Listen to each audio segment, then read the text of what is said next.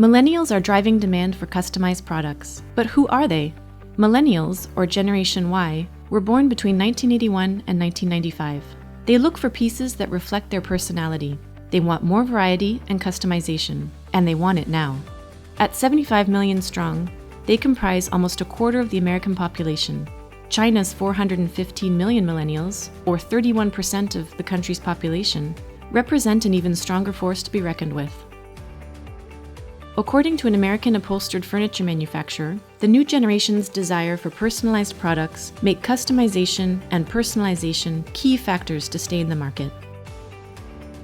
So what are the customization options manufacturers offer the most? Over 70% of manufacturers allow customers to customize color and material. More than half let buyers mix and match modular elements, choose furniture dimensions, and combine materials.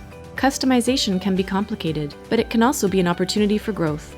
According to a Deloitte study, 1 in 5 consumers are willing to pay up to a 20% price premium on personalized products. Are you ready to take advantage of customization?